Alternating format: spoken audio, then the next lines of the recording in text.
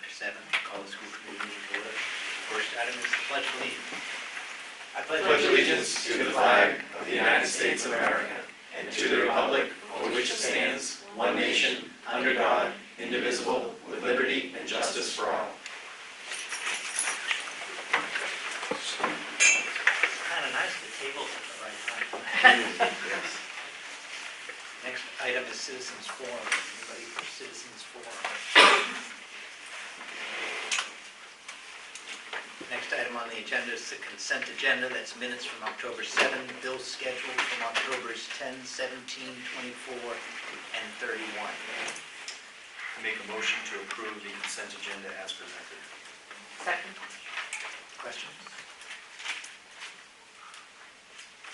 All in favor? Aye. Carries 5-0. Next item is the student update.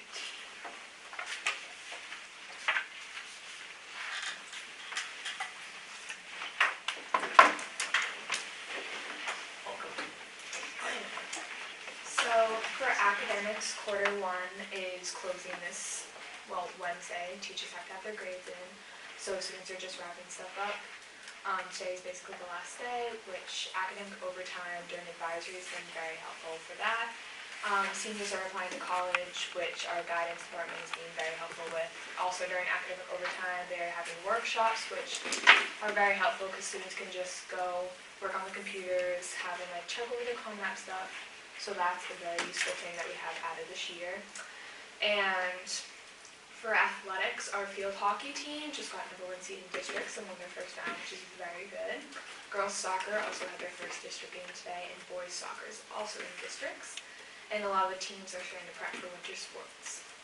So with extracurriculars, our connections group, which meets during phase 3 of the advisory schedule, finished our anti-defamation league training, so everyone is certified. Our environmental club has been holding a contest for Halloween to see which grade could use the most reusable water bottles, and they handed out candy to everyone, so they've been trying to promote less use of plastic. Our GSA has started back up, and they're planning to go to a conference this weekend, I believe Saturday. It's from 9 to 5 in Western Mass. Our NHS is helping out with multiple town events. Our student council has been holding a bake sale, and they're planning to do it once a month on Friday to raise money for Special Olympics, so all the proceeds go towards that. Lastly, something new that's starting during our advisory schedule is called the Recharge Room. So it's being run by Ms. Carnes, who's a school psychologist, and Ms. Trudeau, who teaches health and child development. And they're trying to make it a calm space. I think they've done meditations. They want to do yoga in the future. They want it to focus on students' wellness. Is that it? That's great.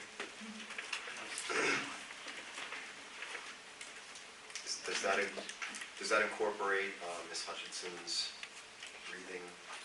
Breathe for change in the recharge room? Is that part of it? Not that I know of. I think that's down the for road. teachers. Yeah. Thank you. Thanks Thank for you coming. so much.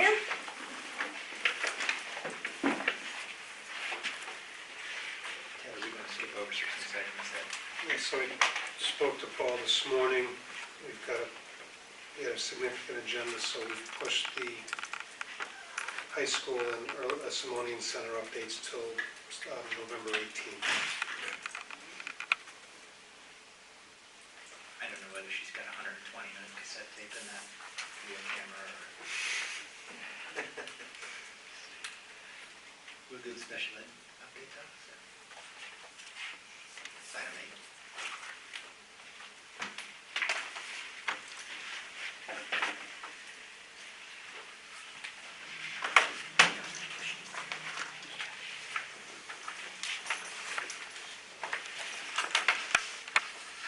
Good evening. So the first thing I wanted to talk about was our tiered focus monitoring. That I feel like I did nothing else than do that last year. The final review took place last May 17th. This is the process, you might remember that I talked about, it used to be called CPR, or Coordinated Program Review. The process looks at for self-assessment and review of compliance. It's a web-based system, which is a little bit different than what we've done in the past. And the nice thing about it is, as I talk to my director friends, it allows for immediate correction of any issues, so that they're looking for 100% compliance, not 100% gotcha. We used to spend a lot of time going through and putting all these papers in a file, and they'd come in and they'd say, well, what about this and this and this? Instead now, we upload things and they say, well, this is like good, but you also should have. And so then you can go in and you can self-correct right as you're doing it. Then they come on site, they do a record review, and when they came, we did a brief tour of the district, which is always a highlight of when they come out. They review selected student records, they interview with the superintendent and a parent and a member of the Special Education Parent Advisory Committee. The final report that came out in mid-July indicated compliance to all indicators and criteria. In an exit interview, the DESE team member that was working with us, Amy Krakonis, noted that we had excellent systems in place for tracking the myriad of dates and papers required in special education. None of this compliance in all the areas is accomplished by just one person, but the result of all the special education teachers and support staff, so bravo to them all. So then I wanted to talk about special education by the numbers. We always talk about percentages, and we have a little bit of an upward trend this year. Our total number of IEP students in mid-September was 273, and that put us at 19.75% district-wide, which is a little bit above the state average, which is 17.1. I think that maybe some of this difference can be accounted in the fact that when I ask our program how many students are on IEPs and it tells me 273, it includes our preschool numbers. Typically pre-K isn't included in a lot of the counts for special education, and a total district count either. The other thing that I noticed percentage-wise is that our grades 3 and 4 we're up into the 20s, 22, 25% of students on IEPs. When I checked with the liaisons about that, we came to the conclusion that it might be that is the time where students are taking the skills that they've learned and they're trying to use them to learn rather than learning these skills. So these students probably had a response to intervention, and that's when, after those things don't work, we then go into looking at, is there a need for specialized instruction that special education offers? But to that point, I'd like to speak to the nature and ever-changing needs in special education programming. One area in particular is the assignment of IAs. In the FY20 budget, which was approved in June 2019, there were a total of 55 IAs approved in the budget. Needs fluctuate greatly at the very end of last year and as the new year began, due to IEPs meetings that may have happened, say, in June, new students that are coming in to the district whose IEP may call for specific aids within the classroom. So in September, it was reported to you that our IA needs and numbers had increased by 5 over the approved budget number. But again, programming and needs continue to fluctuate every month.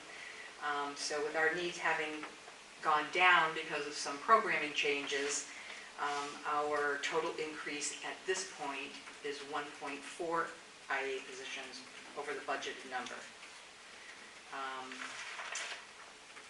The changes and needs that we've had, we've had the ability to be able to cover them within district without having to advertise outside, hire more. So that is somewhat of the good news. The other side to that is the impact of current and new out-of-district placements, which is pushing our budget up substantially by $238,000. And in order to protect confidentiality of our students, we'd like to discuss these further in an executive session. Because we have less than 15 students that this addresses, it's really appropriate. The other thing, the 1.4 increase at this time, we're probably going to be able to absorb it within our budget because of the changes in who we've hired. We've been able to hire people at some lower salaries. So right now it's around an increase of $5,000, but we're hoping through the year we'll be able to absorb that right within those line items. Is that 3 part-time spots type of, is that how you're gonna shuffle it, or No, distribute it around 6 different people? Or? it just depends on what the needs are. But it would be, we're hiring one new IA.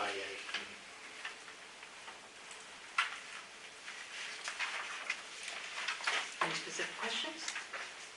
I just have one on pre-K.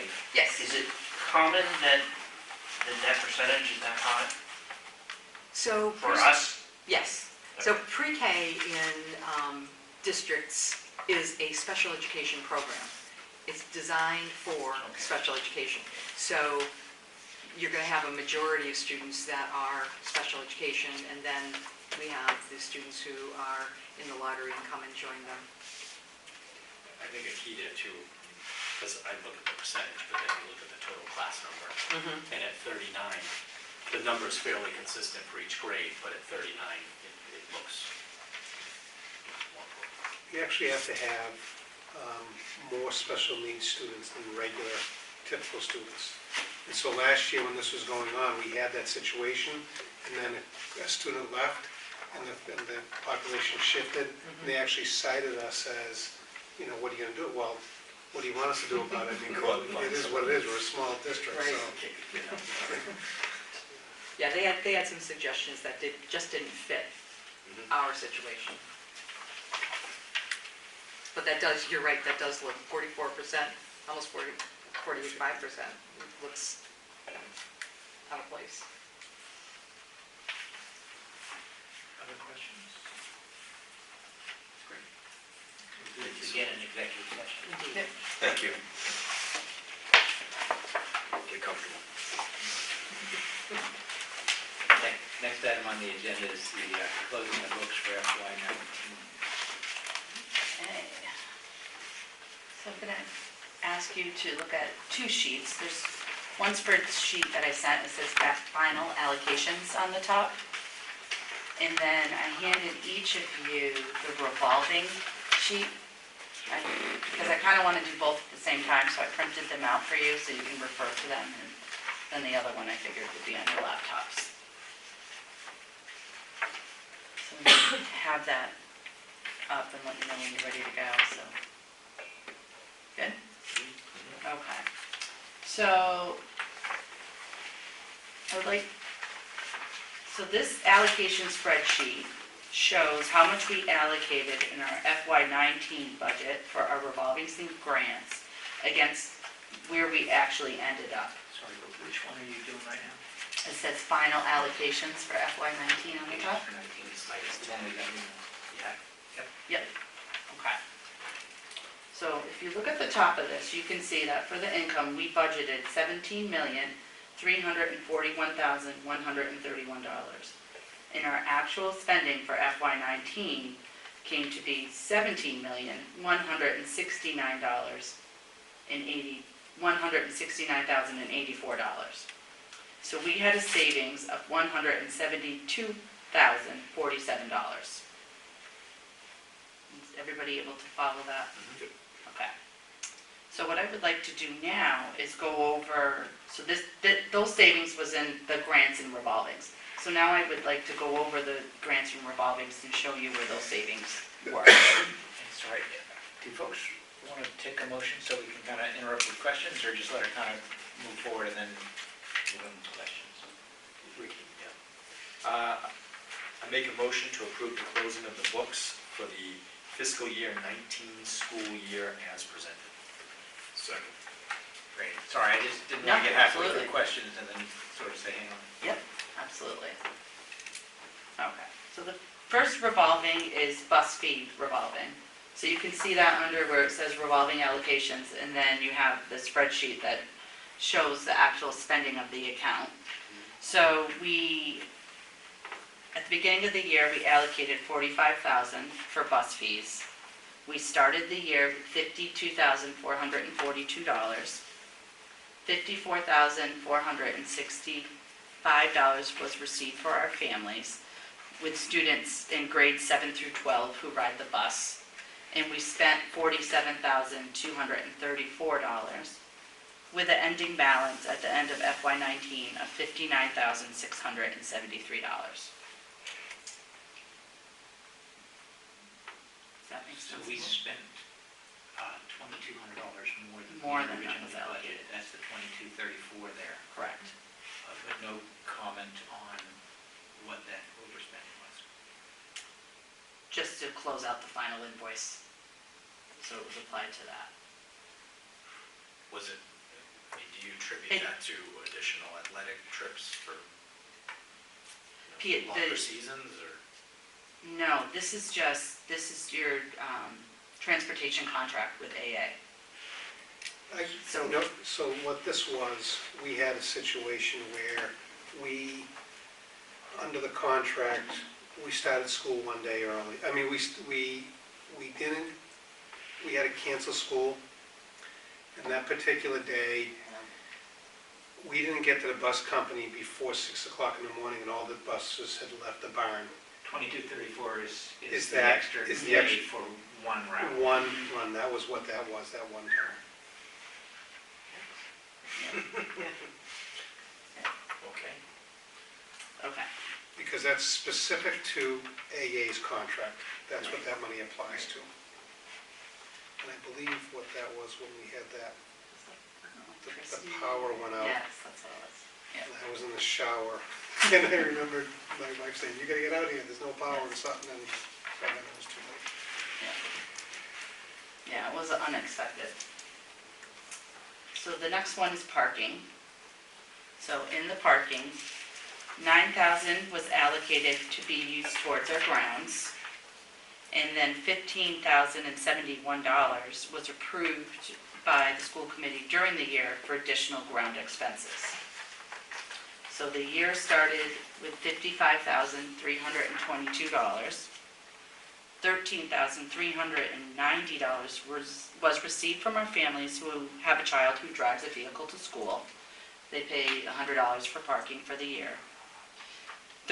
And $24,071 was spent out of the account from the allocations. And the balance at the end of the year was $44,641. Does anyone have any questions under parking? You said parking was $100, $100 for the year. so how did we come up with $13,390?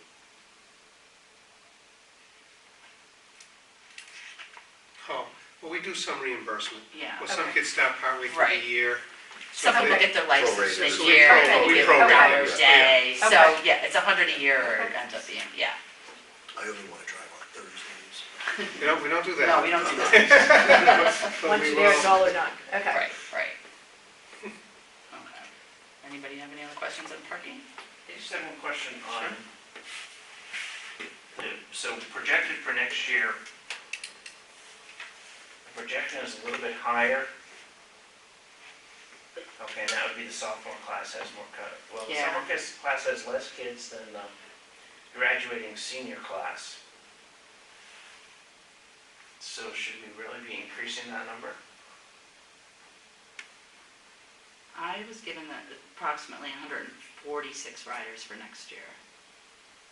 I'm just looking at the enrollment numbers that we had from Karen's presentation, where the sophomore class is smaller than the current senior class.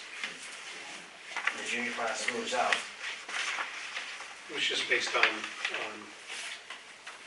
might not be that much. I mean, I don't Previous think years, $1,200 is gonna make a big difference, but Unless the bus receivables went down, because we figure everybody's riding cars. Yes, yeah.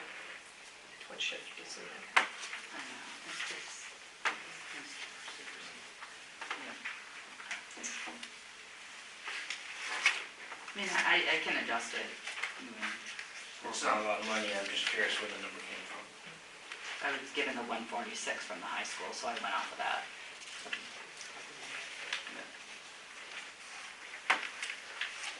Okay. Anybody else on parking? Okay. The next one is aftercare. So 130,000 was allocated towards our electricity, and a small portion was allocated towards repairs in the early learning center in elementary school. The year started with $156,839. We received $494,116 from our families who use aftercare. $334,396 was spent to run the program, and $122,937 was used towards electricity and repair allocation. So the balance at the end of the year was $193,622. Does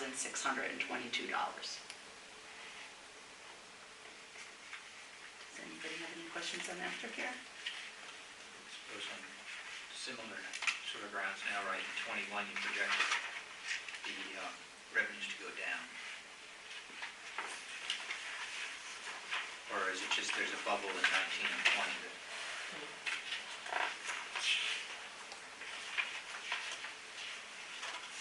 Yeah, I did project it to go down. So I kept it higher for this next year and then lowered it based off of enrollment. we'd rather project lower than higher, conservative.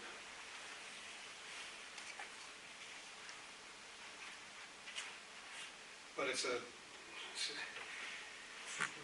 many families are taking advantage of this program, so this is tough to determine exactly, because you're projecting out who's going to take advantage of the program.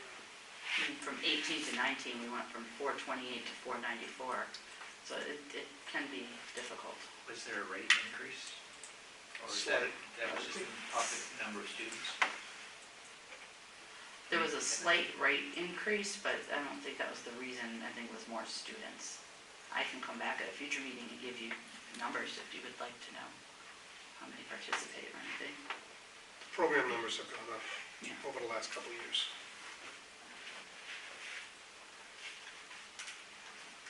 Good, okay. And we'll move on to school choice.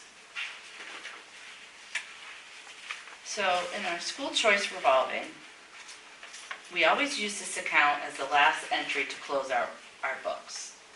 So in this account, we use $257,753 less than we allocated towards the budget. So at the beginning of the year, $464,266 was allocated. $330,000 was towards high school classroom teachers. $112,854 was for out-of-district tuitions, and $21,411 was just for miscellaneous expenses. So the year started with $796,877. We received $330,204. So for the high school classroom teachers, I apologize, $206,513 was spent, and it was between the high school classroom teachers at $185,101.58, and miscellaneous expenses of $21,411. And the balance at the end of the year was $920,568. Anyone have any questions on that? I know that could be a little confusing. We've traditionally used about half of it, what was allocated.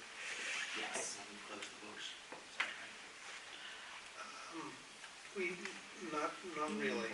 No. The prior 4 years, we've used almost none of this allocation. So, Because you see how it grew. looking at 18, it looks to me like we allocated 120,000. No, I don't have the allocation in there, I just have what was expensed for 18. So since I've been here, we've always allocated 330,000. Sorry, I used a bad term. Okay. We set a budget. We set a budget in 19 and said that in order to balance the budget, we would use or allocate 330,000. Actually, we said we would allocate $464,266. So Got it, the I'm mixing up the receivable receivables, got it. Yep. Got it. Right, so we can't go back 18 in here.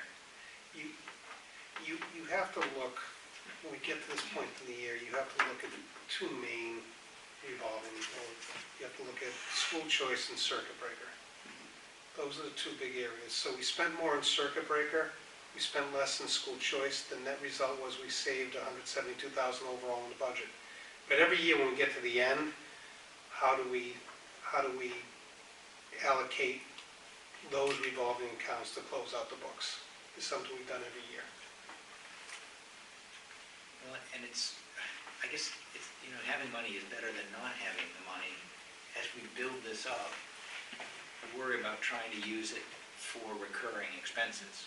So what's the right amount of money to have for the emergencies that need to be repaired versus looking at it and saying, well, this is sort of how I cover recurring expenses. It's probably a longer conversation.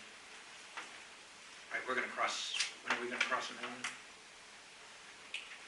I would say we're not going to be crossing $1 million after tonight's conversations that we have later on in the evening. Okay. Part of that was, one of the biggest savings we had was electricity. We're trying to figure out electricity, and so we cut electricity by about $73,000. So every year, we cut certain areas, and at some point, it's just not going to grow. It's the amount of money we don't expend from the budget has gone down every year for the last couple of years as we fine-tune the budget. So, based on the increase in out-of-district tuitions that have occurred in the last month, I anticipate that we're not going to have the savings this year that we've had in the past. So, to a certain extent, we get through 1 year where we have to deal with that with school choice, but that sounds like a non-recurring, or that sounds like a recurring expense we're going to cover with school choice. circuit breaker next year, right? Circuit breaker would take care of 70% of it. or roughly. Depends. Circuit breaker this year, they reimbursed us at 75%, but they raised the threshold. We got less money back.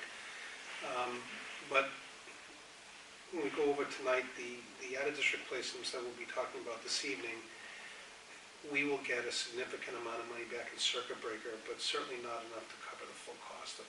So we would the proposal would be to use school choice to cover that. Well, Which I assume you need to do to be able to respond the way things happen the prior year. My concern is how do we make sure that we use this as a one-time and that we budget appropriately moving forward. correct. Yeah. Okay. Next is the student activity fees, athletics. So 11,000 was allocated to be used for game workers. So this, I'm on the wrong one, I'm sorry. This account started with $26,341. Sure, here it is, the next sheet. Yeah, they weren't in order, I apologize. So we started with $26,341. $27,194 was received. $14,703 was from gate receipts. And $12,491 of that was a reclass that was carried over from FY18. So then $16,241 was spent on game workers and miscellaneous expenses. So So 11,000 the basketball courts? Well, 11,000 was used to pay the game workers, and $5,241 was other expenses that you approved during the year to be spent. Do you remember what we did? We paid So for it half of was that. parking cones, the orange cones, we bought some parking cones, and For the parking on the state highway for the meets, yeah, so that we, Shaw Farm. for Shaw Farm, we Yes. bought, that was part of it. yeah. And then our fields got flooded, so we used the fields with New England Football Club, so that was the other part of that other expense. You skip that for us. Don't like it, football. Oh, we should skip athletics. Okay, so now, does anyone have any questions on this one? And we'll go back to athletics. Student activity? Okay, Where are we, student activity fees? yes, I skipped it. So, $141,300 was allocated towards athletic coaches. The year was started with $96,119. $144,070 was received for athletic fees. $143,939 was spent on coaches' salaries. And $12,491 was a reclass from FY18. And the balance at the end of the year was $156,429. I'm missing those. That's the balance of the coach stipend? Yeah. The balance is $83,760, wrong line. Okay. Sorry. Yep. And the reclass was, So the reclass was $12,491. is that included in 144 on our sheet?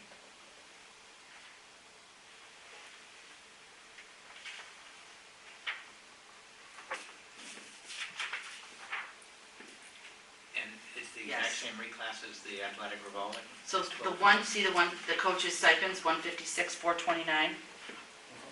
So 143,939 was actually coach's stipends. And then we reclassed into that $12,491 from FY18. So that's it, that's both. So, under the athletic revolving gate receipts, there's a $12,491 Yep. reclass. Yep. And under student activity fees, which is athletics, it doesn't show a reclass, but of the $156,429, there's exactly the same amount of reclass? Yep, the reclass went into it. Why is the reclass exactly the same? Was there like a 24,000 that was split in half, or am I reading something? So the reclass came out and went into the gate receipts. So the money was put into the coach account, but should have went into the gate receipt account for So- FY18. So for the gate receipt, that's an additional $12,491. Yes. Because it was a reclass, and it Yes. comes out of Yes. at fees, but we don't show it as a minus 12, we just... I should have broke it out to make 156,000. it more clear for you. I didn't. So but I this should have. 156,000 for coaches stipends is really, as you said, 140? Yes, yes.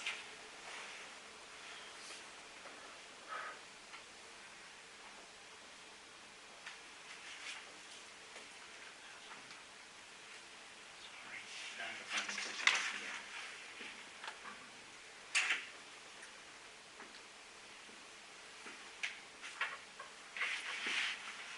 And how did we find that reclass? Sorry. How did we find that, or discover that reclass? At the end of FY18, we allocate 11,000 from gate receipts. And in reconciling the accounts, it was noticed that that money went into that student activity account and not the gate receipt account. So then the reclass was made. So when we reconciled 18,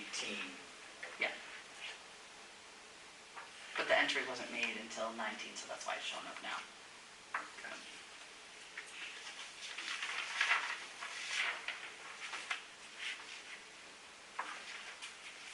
Anybody have any questions? Okay.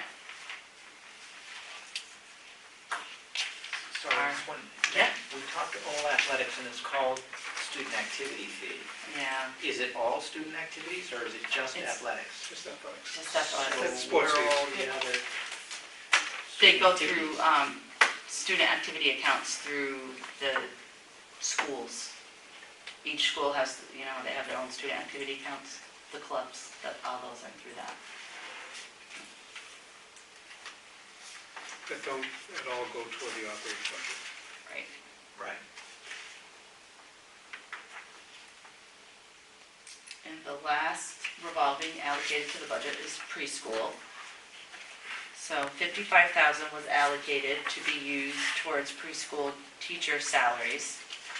So we started the year with $21,713. We received $53,980 from our families for preschool tuition. And then 55,000 was spent.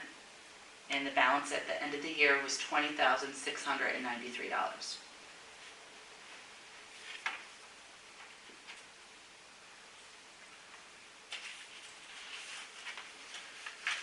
Does anyone have any questions on preschool?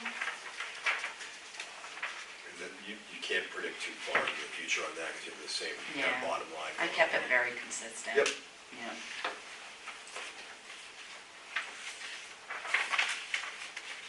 And then I did want to cover circuit breaker. So with circuit breaker, we allocated 390,000. Hold on, sorry.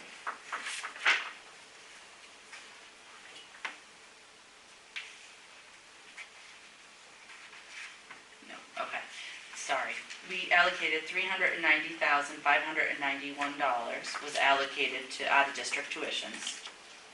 So we started the year with $130,025. We received $429,576.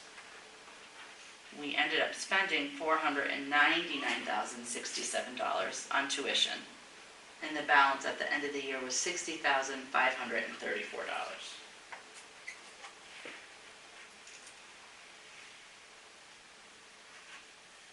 And the increase there was again items that we had discussed during the year? Yes, yep. Yep.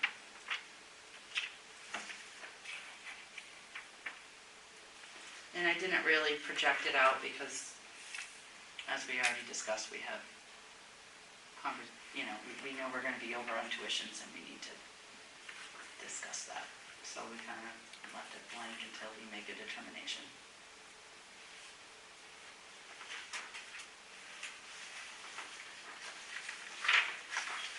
Okay. So that covers the allocation sheet. So the next one I would like to go over. So big picture, we're still, to your point, Chair, Mr. Brennan, we still have a healthy balance in school trips, which is good. But every year when we do the budget and we trim, and we're not going to continue to see these balances grow. I think we're going to start to see some restriction of these balances to a degree. Because we're pulling less in or because we're starting to use that money to fund the budget? I think partly because we're using some of that funds to fund the budget, and over the last several years, we had many things go in our favor. The biggest one was energy and electricity, where we were saving in excess of over $100,000 annually for like the last 3 years because of net metering, solar panels on the roof. Warm winters. Warm winters, and so now this this year, we cut electricity by $73,000. We still left a cushion there in case we have a bad winter or whatever, but we were counting on saving that 100K every year, and I don't see that happening in the future. Concern I would have is, we didn't lower the overall budget. When you say we cut the electrical budget, we reallocated those funds for something else. Correct. So if we didn't cut it, but we're gonna start using the school choice funds, we're slowly starting to use school choice to fund the operating budget. And we should choose to do that consciously, I guess. But in truth, we do that. Well, we do it to balance the budget, and then we come back at the end of the year and we say, thank goodness we didn't have to do that. Correct. So we don't really do it. Well, we could have. I mean, it's, when we build the budget, although knowingly, that we knowingly knew that we wanted to sort out net metering and make sure before we decided to cut that, allocate someplace else. But again, every year, we're always looking at those to be able to provide better programming for kids, to reallocate resources in a more effective way. I'm not saying cut these things, I'm saying we put these things in, but if we're not doing it consciously with the way we're working the money, we could open our eyes 5 or 10 years down the line and say, oh my gosh, how did we dig ourselves the exact same hole we were in before? Yep. Correct. And so we try, and that's going to be a big part of the conversation as we move forward, about making sure that we don't create that cliff, as was in existence when I first arrived here. And so my goal is to not create the cliff, but also be responsible to the well-being of all our students and make sure we provide the appropriate programming for those students as well.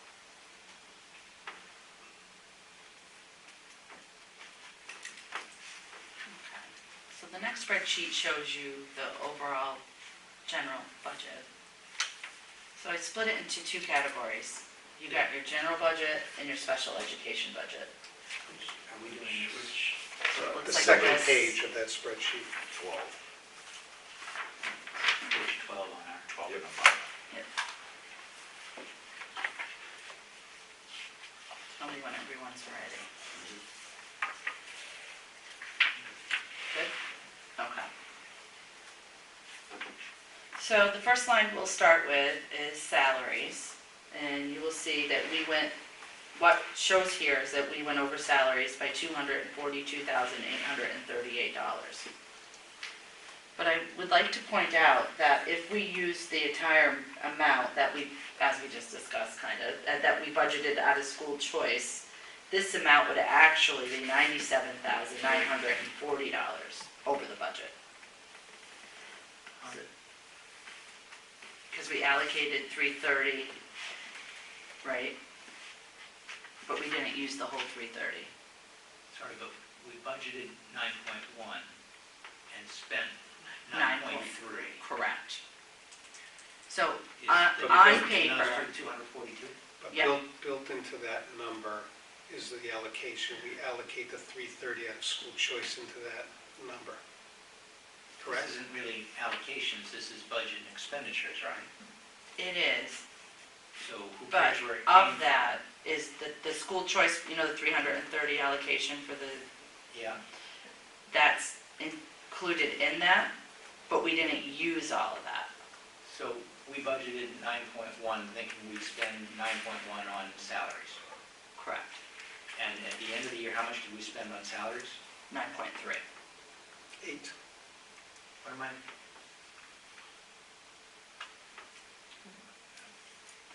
Over by Get- 242. I think, Yeah. unless I'm, No, it is. It's just that I'm trying, so let's do it this way. So we normally allocate the 330,000, right? in order to From budget school 9.1. choice. Okay. But we ended up spending out of school choice. 185. But isn't that really related to how are we gonna fund 17.3 million? Yeah. Total? We got a budget of 17.3, how are we gonna fund it? We're gonna get What this much pots from are the we gonna town, put? this much from the state, we're gonna use 330 from, now we got a budget. Right. It's an accounting. I know, yeah. It's an accounting where they put the money into the munis report to account for, it's just a placeholder. You're right. Did we think we'd spend 900, or $9.1 million of money for salaries? With using 300 and, that's how we put it in the budget. We said we were gonna spend 9.1 million on salaries with using 330,000 from school choice. So in a sense, 8.8. Right. Did we actually spend 9.38 minus 330? Did we not really spend 9.38? We spent 9.38, but not the, well, but not the full one, less than that. We spent less than that because we didn't use the full 330. So where it says year-to-date expended 9.38, Mhm. it's not like the town actually wrote checks for 9.38 million. They- Because if they did, then we budgeted 9.1 and Well, we they spent 9.3 did, it's just where you're regardless of it taking a came from. pocket of money But from. we're not talking about Okay. where the money came from, we're talking about, we thought we'd spend 9.1, and we actually spent 9.3. And we did, Okay, we did. That's what the books show, and we did. okay, Okay. Time out, okay. time out. Okay, let's reset this table. So if you look at this sheet, the first sheet included grants. This is the problem we have every single year. The first sheet was the total budget, including grants and revolvings. That's the 17. This sheet here Yeah, is just, if you look at the very bottom, the total is 15 million. 15, yeah. So that does not include grants and revolvings. So this is just chapter 70 in the town's contribution. So you have to add if I'm correct, you have to add $330,000 to the $9,137,000. So the actual budget, because we always budget the school choice, we say do it in the salaries, because that's the last piece, and we'll move it at Right. the end. So you'd have to add that in. Our actual budget really should have been 916. I'm sorry, 946. Correct, And we actually spent 938. correct. Or did we actually spend Right. 938 because we didn't apply any of the 330 to it? But we We did apply, applied- we applied we applied 185,000. That's how we get to the 242. Correct. Yes. So, It's confusing, It's so obviously. confusing. And it always is confusing at this time because of these allocations. So what if we just got a breakdown that says, we got 9 million from this, we got 3 million from that? I don't Kinda know. what I tried to do. That's what I'd love to see over in the notes section, to be honest with you, is I'd rather see how it's broken down. Because I think, personally, I don't like munis, I don't like how it presents. And if we want us to understand it, we need to get it in a way that we can. I know, it's extra work, but No, it no. cuts No, it's down not that. on all of the questions that we may have too. I just Well, if we don't understand stand it it, and have then this how do you discussion explain it It's to very everybody difficult else? to in the even town explain it. understand. Yeah. I mean, How do you explain to somebody we want to spend 17 million of your dollars and we can't tell you how it Every goes? year. what Yeah. I was trying to say is, so we'll build a budget and we have our allocations. So that's why I wanted to go through the allocations, to show you, this is what we allocated and this is what we spent, right? So then we go to our regular budget that shows you what we spent without the allocations. So what I was just trying to say is, okay, we didn't spend the whole 330,000, and but if we did, our difference would be a lot less. And this gets into items like with the athletics, it gets even harder because there's a fairly big revolving account that's going to move it around, Yes, right? yes. Which really sort of masks, we make a decision to spend this much on athletics and it's going to use an additional piece. But you don't really have to know how all that works because we only spent so much of the 15, not the 17. I don't know how you get to a nice clear picture when You you do couldn't that. just add 2 more columns to You this could just break it down. for the, I mean, it And put it the seems that you could add allocations 2 there. more columns to Yeah. this, to put the allocations in, and then So you can, at the very end, the full budgeted amount of 17 million and change would all flush out and you'd understand Yeah. it. I don't think it's that Yes, I agree with you. I don't think it has to be that hard. No. Right, the whole series of questions on the 9.1, I appreciate Ted you stepping in and saying timeout, right? Because our budget really was 9.4. Right, if I'm reading this sheet, and I just want to understand, we started the fiscal year thinking we're going to spend about 9.4 on salaries, and we're going to have to get that money from a couple of different places. With this one, we use school choice 330, which we could use on other accounts, right? Yeah. In other cases, you can't just change that budget, right? Because if you move it, it's got to be in an appropriate line. You can't take athletics fees and apply that to regular salaries. That's sort of why you have to know those two. Right. Yeah? Yeah. And it's a little bit more complicated than that as Excellent. well, because when we originally did this budget, we anticipated $93,000 in a grant from Title I, and then our poverty level dropped below 5%, and they gave us $42,000 less. And to compound that, the previous year, do you remember in the contract, we agreed to pay teachers if they wanted to over the summer? So what happened, if you look in that box, they had to reallocate and pay out of 48,000. $48,000 out of the previous budget to That was settle an that accounting. salaries. It's an accounting thing. Sorry, So- so the 48 was pulled out of 19 to cover 18. Correct. Correct. So, and Nancy and I have talked about this a million times, the only amount we're really over in this budget, when you settle it all out, was the difference in we hired a second grade teacher that year, because class sizes are high, and that person's salary was like $14,000 higher. So we really, it all boils down to, it looks like we were over by $242,000. We weren't over at all in salaries. But And it it's just shouldn't so be hard to obvious. You talk, And I don't It's see how you allocations could, then. you're over by 48,433 because you had to use that to cover 18. Right, We understand it. Yeah. It's not a problem. right, But you're over by that 48 right, on this line, right? yes, that's correct. Got it. yeah, yes. And then there was the one teacher added. Then the 42, It's the Loss Title in I grant. 7 was a loss in grant.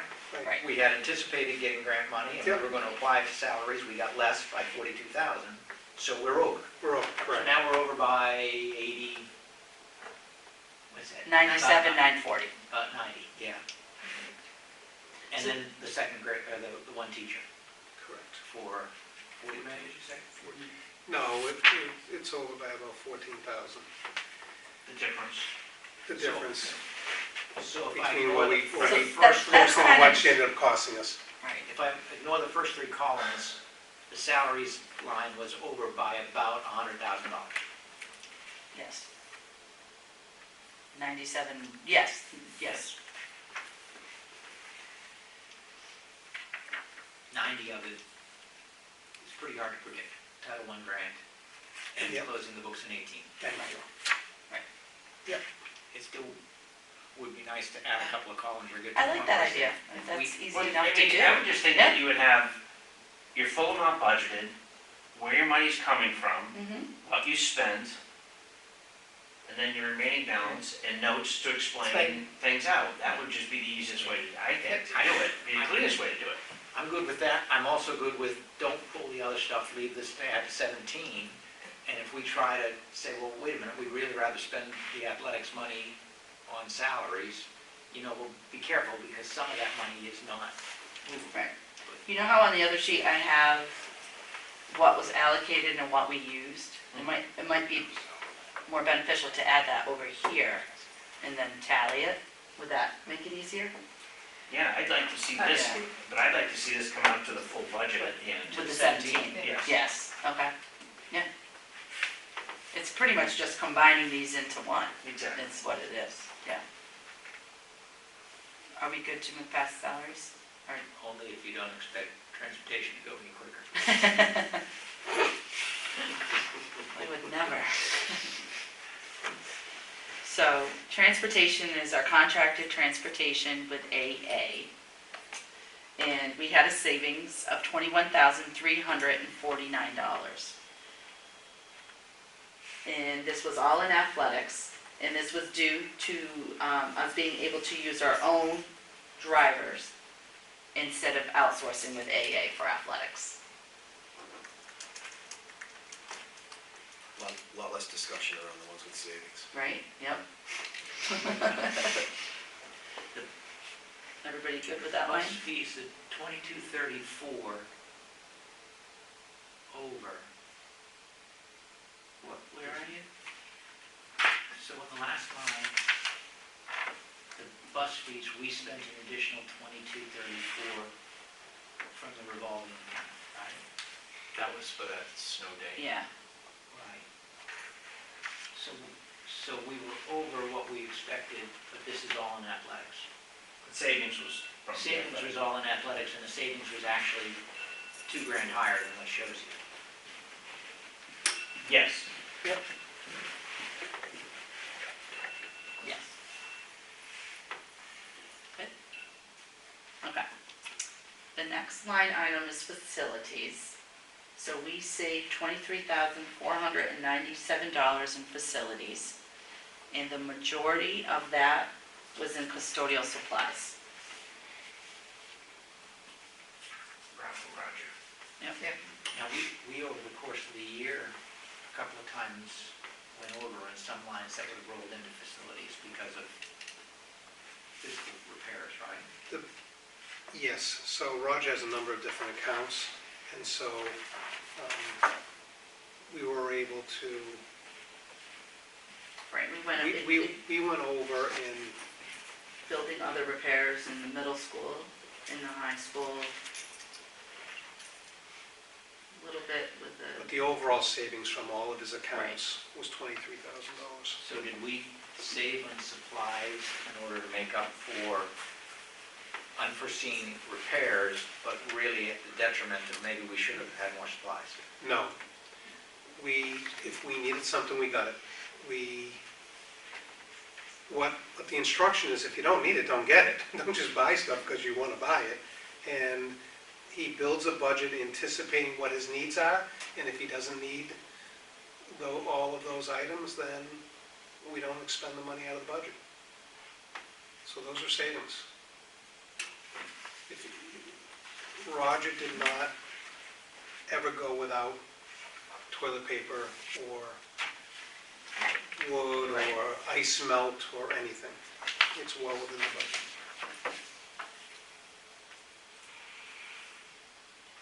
They could very easily go the other way too. No, so. yeah, I'm waiting.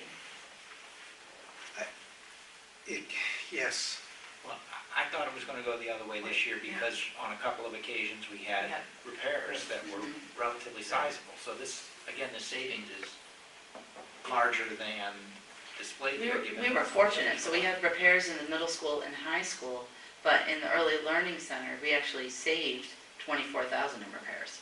So, to offset. right, so it offsets it, yeah.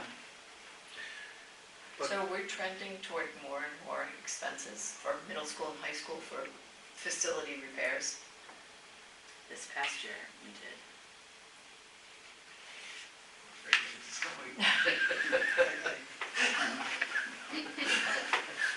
So, like, we've made some significant repairs to things at the Millen High School that weren't done well during the construction project. It is my hope that the repairs that we've made are going to now correct the problem that existed from the original contractor. It still haunts me.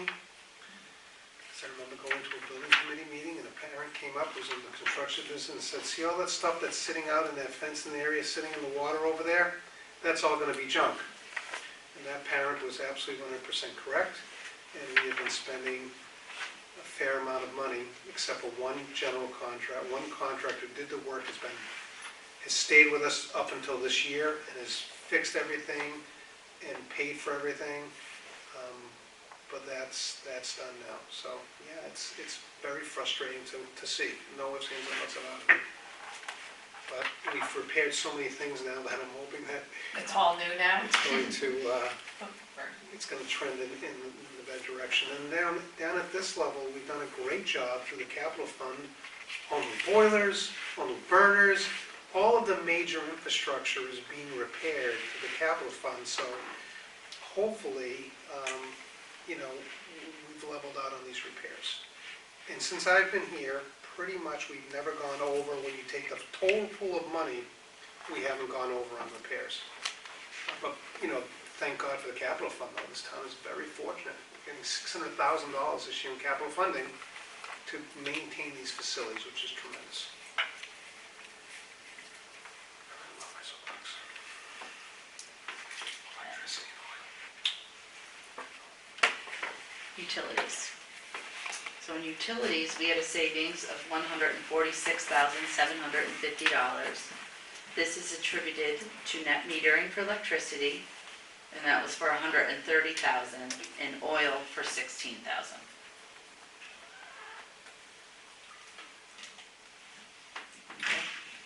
So again, if I'm not mistaken, I believe we cut electricity by $73,000 next year. I believe that's the number. It's stuck in my head for this current year. And we purposely didn't bring it all the way down because, again, net metering fluctuates and everything else, so we'll see where it turns up this year. We had talked at the last meeting about locking in a rate somewhere. How did that, has there been any movement on I haven't that? touched base. It did. We locked in. Did we lock in? Yep, Yeah. we locked in. I forget offhand what the rate is. We'll provide that at the next meeting so you know what the rate is. It went up a little bit, but it was a pretty good rate. And they locked in for 3 years. So the next category is IT.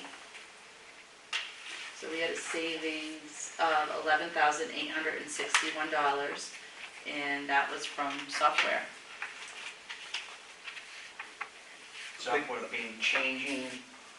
So a big chunk of this was that in the elementary and early learning center, we have a program, I forget which program it is, but as part of the program, the software is included. And so we had that software in this, and it saved us $8,000. So we still got the software, but it's part of our contract for the program that we use. And general supplies. We had a savings of $21,122. So this is a mixture of approximately $13,000 for classroom supplies, $3,000 for guidance supplies, $3,000 for textbook supplies, and $2,000 for miscellaneous. And to your point, Chair, if someone needed something, they got it.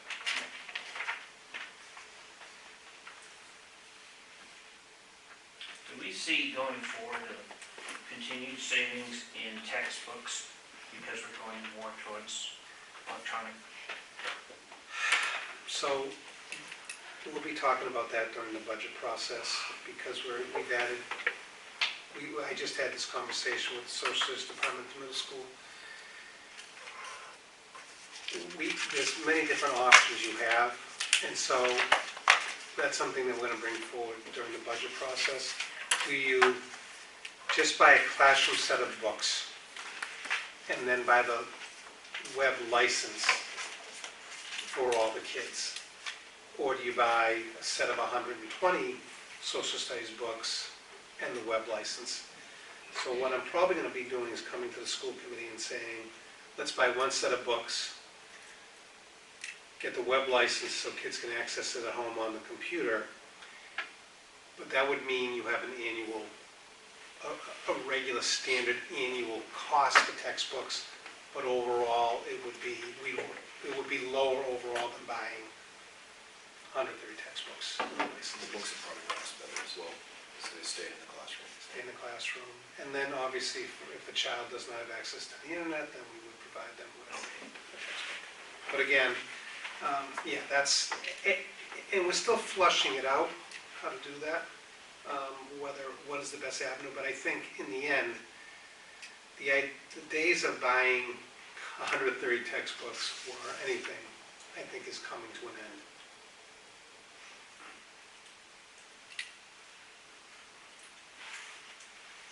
The next category is other expenses, and we had a savings of $23,105.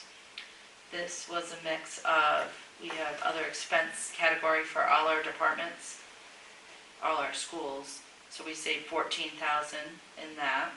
We saved $4,000 in business legal and $5,000 in testing and assessment. Pretty good. And then the last category is athletics. We had a savings in athletics of $26,302. That is a mixture of $11,000 for athletic supplies, $6,000 for the officials, $9,000 for game workers and dues. And that brings us to a savings of, for the general budget, of $31,148. If I wanted to understand how much athletics cost, I'd have to do 114 plus the spending from the revolving account of 156 minus the 12,000 reclass. Is that right? Our original budget? Plus yes, you would. With the 11 and the You'd have to add 141. Plus another transportation. 145. Plus transportation. Transportation. Yes. So I have to pull some of the transportation contracted to athletics, or is it from somewhere else? It's, some is contracted, yes. So in the transportation contracted, we said we had that savings because we used our own drivers in Yes. cases. If we used our own driver, what line would it be in? Salaries. And the cost of our transportation, our vehicle would be in what line? Down below in special education that we haven't reviewed yet, but it's down below. So if we It's a use, mix of many different if we places. use any of our own transportation for athletics, it goes into the sped line for the, Well, We allocate, no. in our regular budget a portion for athletic transportation out of just paying our drivers. That's in salaries. That's in salaries. And a portion of AA transportation. and if there are any expenses associated with those vehicles, that's where? That comes out of the Bus is the down transportation line for repairs, which is, There is a we allocate, I think, $45,000 or $50,000, which is below, yes. Yeah. So some of the 42 is actually athletics. So if I wanted to know how much we're spending on athletics, I gotta get a little bit from there, a little bit from salaries, a little bit from transportation contracted, and 143,900 from And the gate receipts. And the 16,000 from gate the receipts. gate receipts. Yeah. There's a lot of different pockets. I would like to be able to understand when we say athletics, how much we spend on athletics. We've got a great athletics program, it's free, but it also isn't 88,000. Right, we No. said, Oh, we said right. athletics, 114, Oh, but we no, only spent that's just 88, so that we saved bucket, 26. supplies, officials, game workers, and dues. Right. Right. That's a lot more than that, obviously. How do you understand that piece? Mhm. Tough. No, it's not, it's easy. It's just a matter of showing the revolving accounts that apply toward those line items. There is involving the amount of transportation, the amount of salaries, and the amount of how much we allocate for the vehicles we use. And potential repairs related to those items. I think that's what that 42 would be, I assume. I'd like to be able to see that. I think we spend a fair bit on athletics. I think we've got an great athletics program. I just don't know that we ever really know how much we spend. I could bring that to a future meeting. I guess I'm curious as to why we need to know that number. I guess we don't, except when we create a budget and we have to start making choices, if that's the case. I don't know a good way of understanding how much money we spend on athletics, because we have a line that says athletics, but it's a small portion of what athletics cost.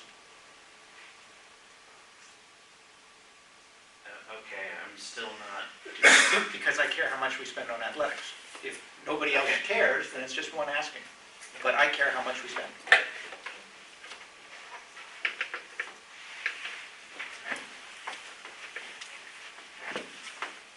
just curious.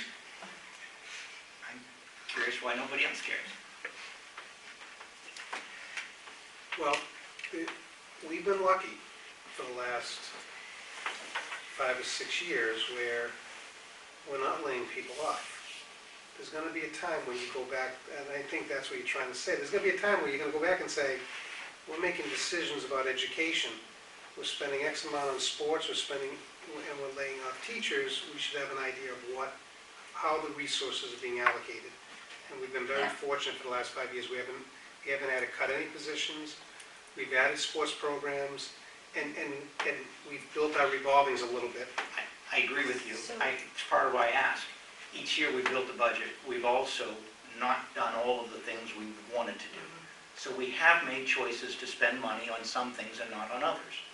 And if it's 4-1, that's the vote, because that's how much we want to spend, great. But let's make sure we all really understand how much money we're making or spending, so that next year, when there are choices to be made, we can make them better. Right, but then we also need to tie that to a strategic plan, I think that makes sense.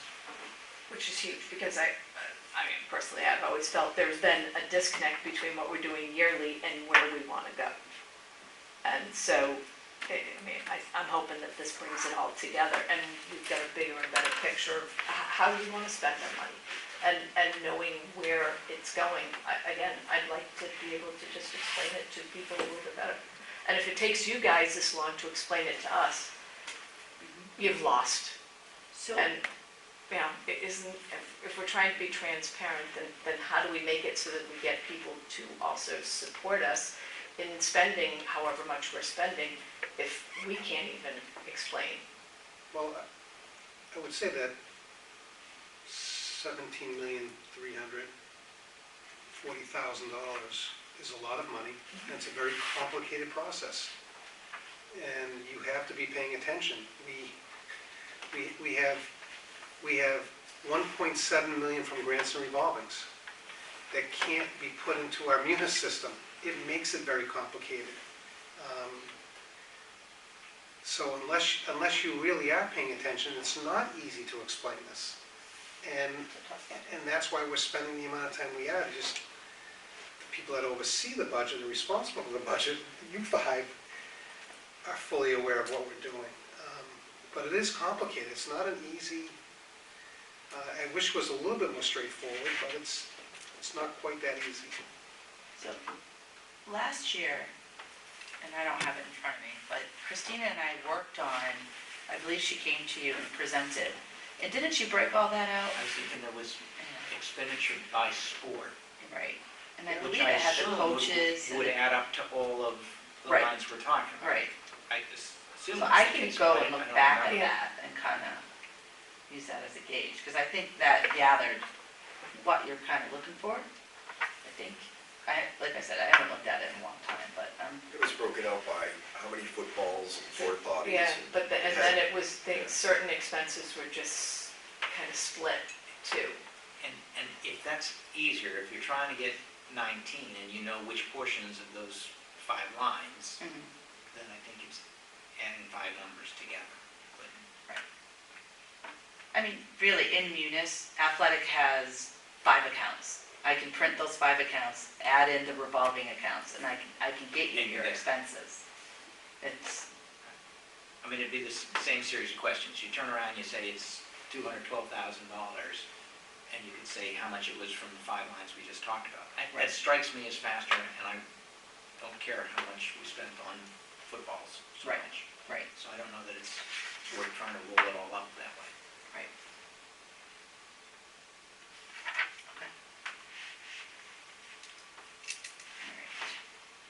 now we'll move on to special education. So under salaries for special education, it was over by $9,454. This was a combination of being over by IAs for 2 school choice students by approximately $55,000. And then we had savings in some miscellaneous accounts, particularly transportation, because we had to outsource 2 runs and we couldn't use our own drivers for those runs. I thought if we had school choice that the sending town picked up the cost. No, we get reimbursed through circuit breaker. So we got that money back through circuit breaker. That's why circuit breaker was higher this year. School choice, I'm sorry, school choice. There's a formula that we get reimbursed through school choice. So we received that money, The following year? no, this year. So that's why we had $334,000. But do you get reimbursed in whole or a Yes, percentage? in whole. Okay. So, well, it's a set fee, but it covered the cost of those 2 IAs. Because the 2 IAs were in a total of $55,000. Okay. It's over, the 2 IAs are just a portion of that. 2 IAs is probably about $36,000 total.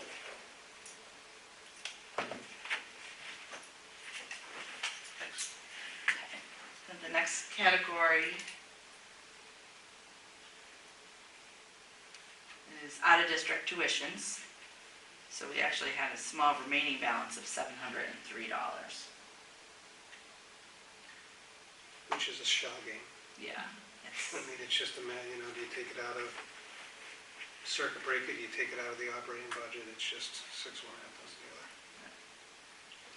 So our transportation contracted and also fuel and repair, we were over by $57,117. And this was because we outsourced 2 of our out-of-district runs. In this case, any contracted work, any contracted transportation for special ed is in this line, Correct. not in the transportation contracted line above. Correct. Correct. And then under other expenses, we had a savings of $20,618. So this was, the majority of that was legal. We had a savings to our legal account. IT, we had a savings of $1,725. And the last category was supplies and field trips. We had a savings of $7,356. $4,000 was field trips and $3,000 was miscellaneous supplies. And this brings special education over by $31,148, making our total spending for the FY school year $15,647,134.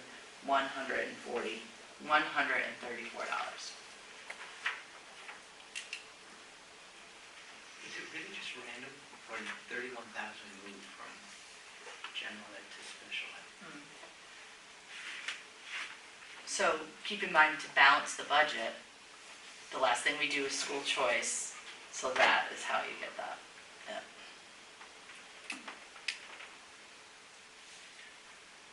But I want to bring everybody back, just to reiterate that our budget, our original budget was $17,341,000. That included grants and revolving, Chapter 70 in the town portion. We actually spent $17,169,000, and so basically we spent 99% of our budget. We had 1% remaining at the end of the year.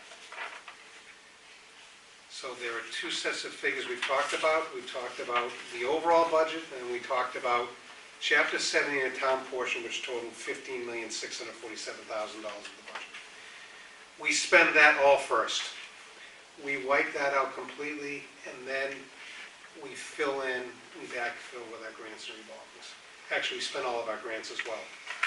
So revolving accounts is the last place we go to the budget.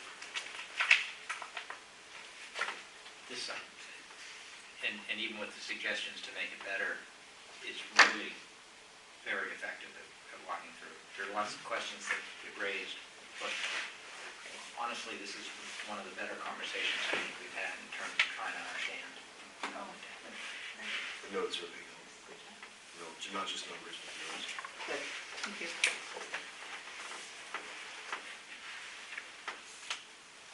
More questions?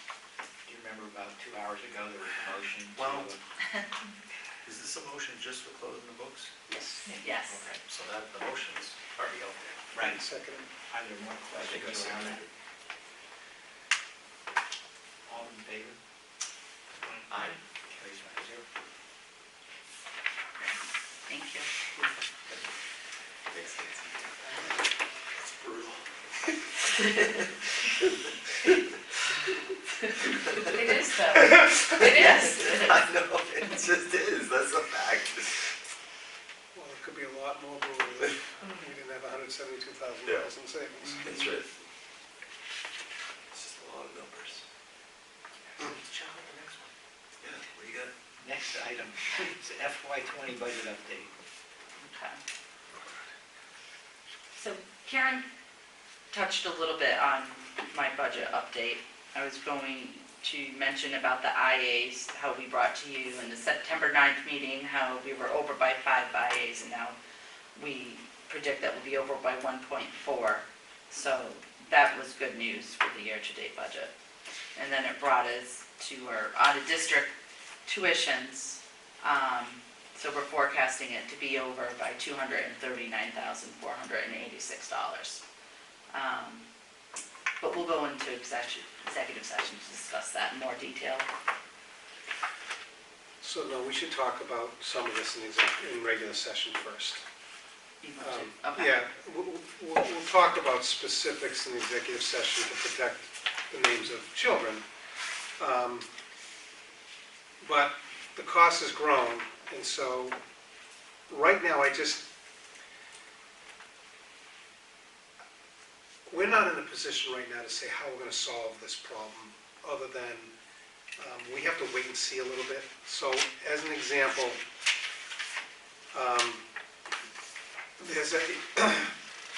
there's a mechanism for us to apply to get extraordinary relief through circuit breaker.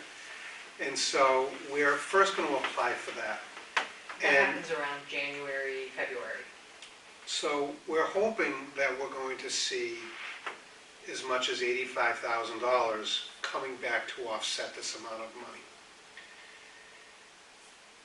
The other thing, the town has set aside money for special education.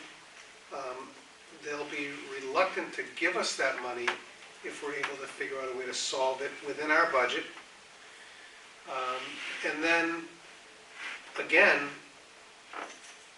if we had $150,000 remaining in the budget at the end of this year, we might be able to solve this problem, this short-term problem, potentially a longer-term problem, right within our budget.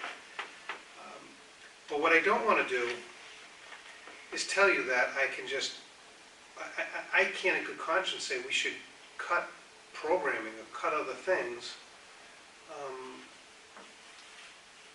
Because I think what you end up doing is pitting one population of kids against another population of kids. And I think we want to avoid that. And as long as we have a balance in school choice, I think we stay conservative, like we've seen that was just presented in our current budget. We were conservative. If we didn't need to buy something, we didn't buy it. Continue down that path, see where we are in May, keep the committee updated as we do every month that we'll go into the budget, see what comes back with extraordinary relief, and make some decisions that we get closer. We have to keep in touch with the town. We have to keep in touch with Jim Smith, because if we look and we say the problem has grown a little bit more, and we want to look at petitioning the town to take money out of the special education reserve account, we'd have to petition the town at the town meeting in May. So we want to make sure we're paying attention in March, so that we can get to the town, get to the selectmen, get to the FinCom and say, we'd like to petition to get some of that money if we feel we need it. And you've got the dates for that, right? It's May, you could get it on the warrant in March, or is it even earlier than that? It may be, that's why you know, I have conversations with Jim on a regular basis. He's aware that this is happening. And so we just need to be thoughtful about it.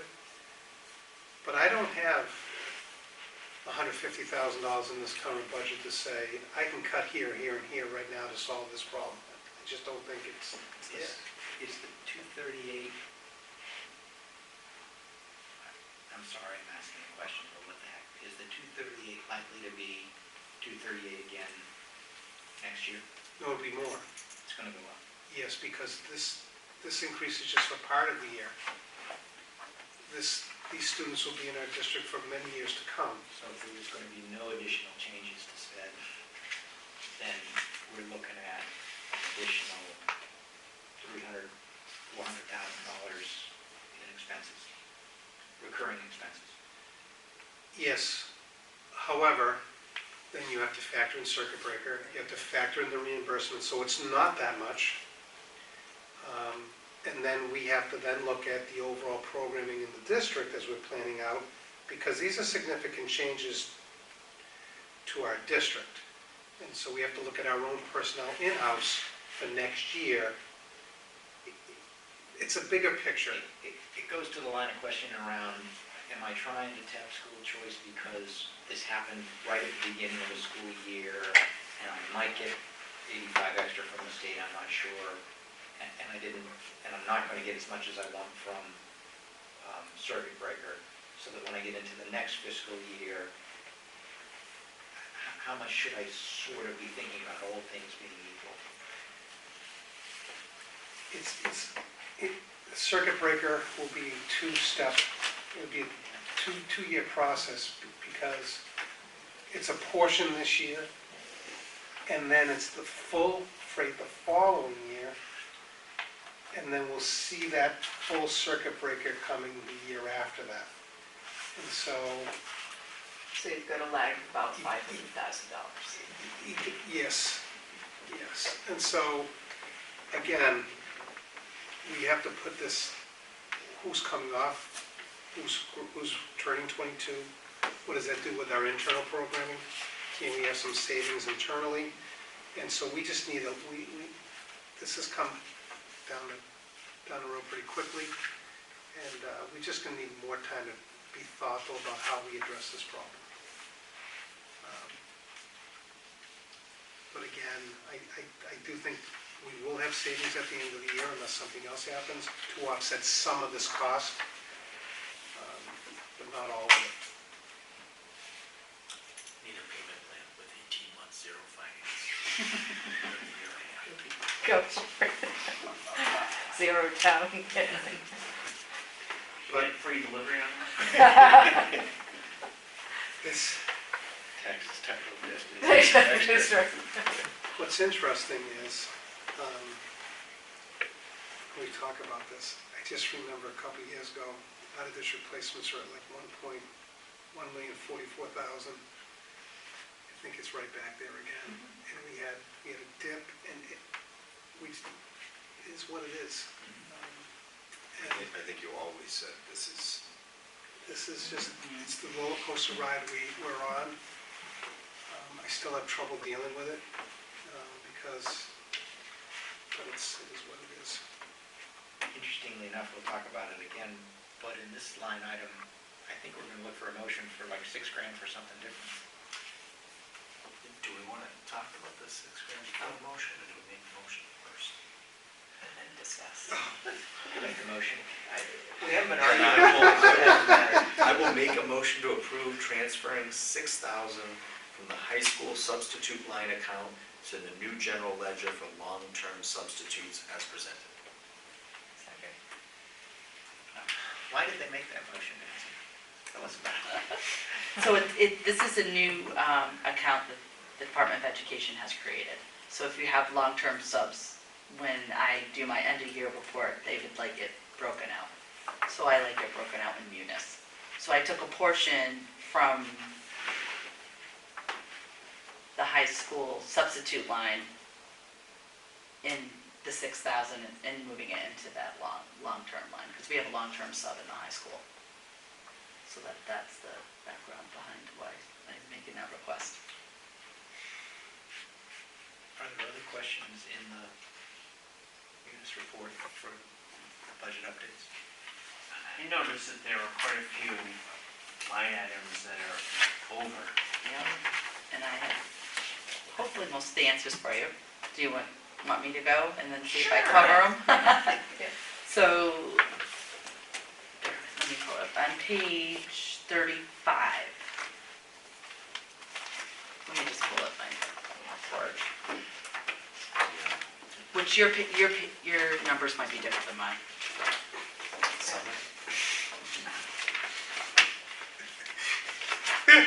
Under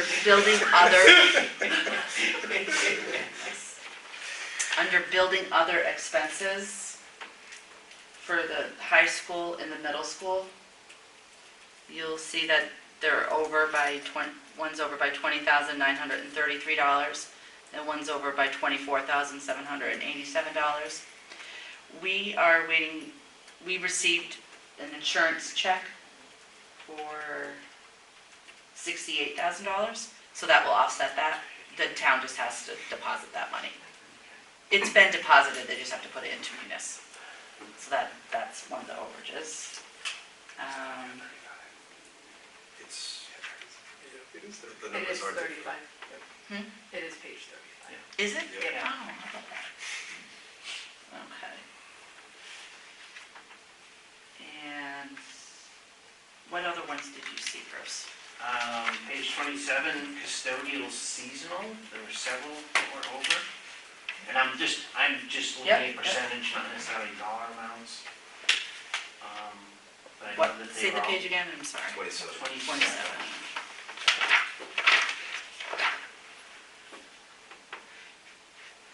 And again, the dollar amount isn't big, but Yeah, so that's gonna be made up from the other accounts between the overtime and the substitute line items.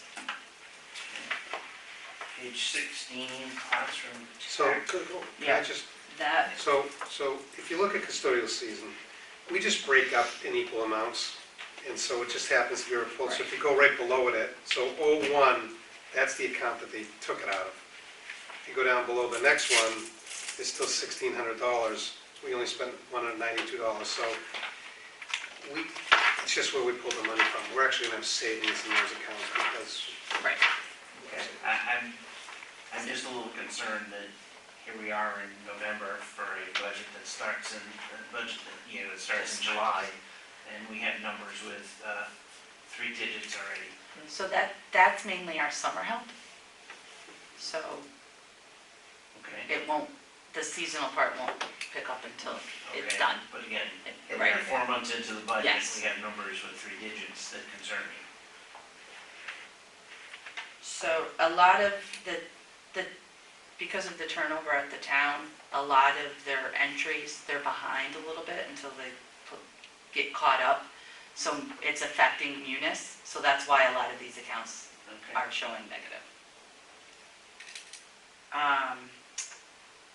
Maybe we should just start at the beginning. So on page 1,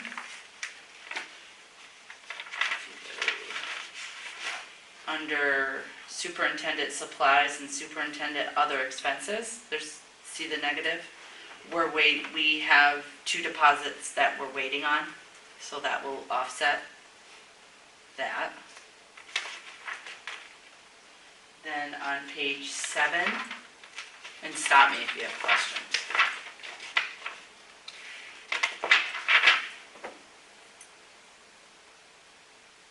We overage on the budget for the early learning center, special education summer, and the elementary, and it's going to be made up from the para summer for $2,098.87. And summer's over, so it'll be made up with that line item. From the Paris number? So on page 7, you see the negative 6,007. The 6 and the 8. Yeah. And see where, I see the Down middle school and below. the high school, but Yes. the savings on those Aren't are enough to make up for the other 2. I other, mean, that one we would still be over by at least Mhm. 8. $7,000. Summer, under pair summer. So we're still off by, yes, And that program's done. that program's done.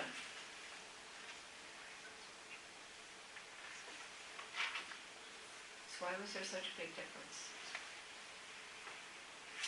We just had more personnel from the early learning center and elementary school. When setting up the summer program, really taking a look at, how many kids. We had quite a few preschoolers that came in the summer. I had to do 2 sections for them, plus another section that was just like a K-1. So we seem to have quite a bit in that. Do you anticipate that growing more? So that group is still here, so I would assume that this next summer, it would look approximately the same. So if you go to page 11. So is that? I think that's a tough That's one to where I tell, was it's just where do we find Fine, that? yeah. So go to Page page, if you go to page 11, That's the so additional, that's that will what, make it so, I don't know, did you break this out differently? But you see sped para summer, Yeah. Okay. and you have all of that additional money. So I don't know if we just broke this out So differently all the this year. summer Printed, ones. 6.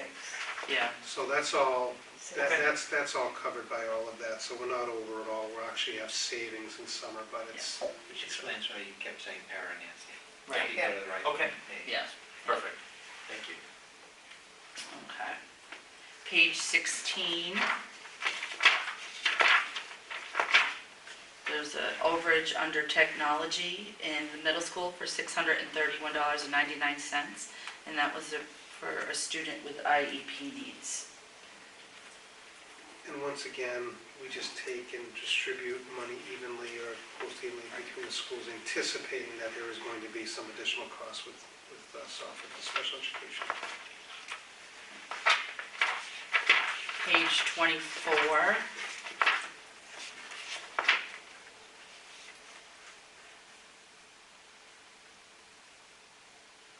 So this, we have, this is transportation contracted and we're over. And that's gonna be made up on a transportation salary line. So this year, we have 2 parents who are transporting Right. the children instead of us transporting them, and we're reimbursing them the mileage. So I had to break that out in a different line item. So that will be coming out of the line item right before it, the 33033505.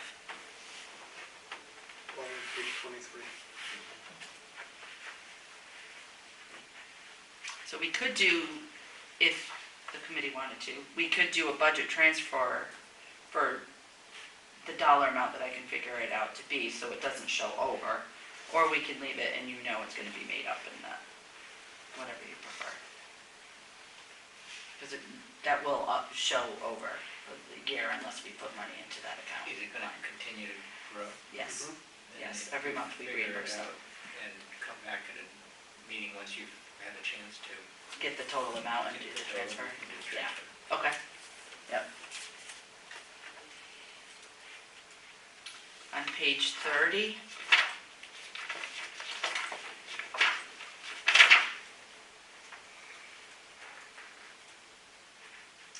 You will see under the water treatment plant that they're all over by $151.50.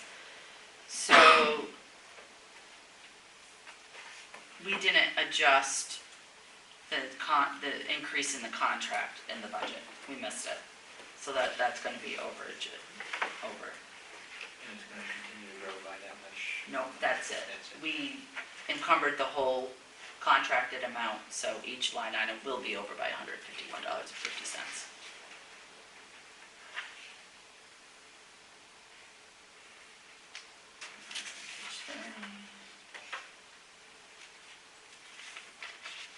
I think, just got one more.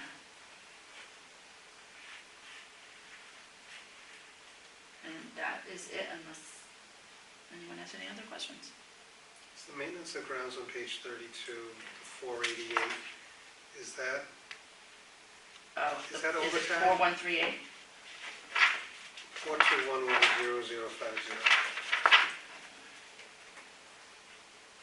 I'm sorry, Ted, which one? Maintenance of grounds, it's a salary line. You've got the salary, then there's. The negative 488? Yeah, That's overtime. so I wanted to point out that, so we just keep the overtime under the custodians, and so our grounds guy will do overtime, but it'd be offset by so like in the winter, if there's shoveling snow and snow plowing, we just keep all of that money under custodial. And the one above it, the 41380040, that will be reclassed out. I'm just waiting for the town to make that entry. So that will be there.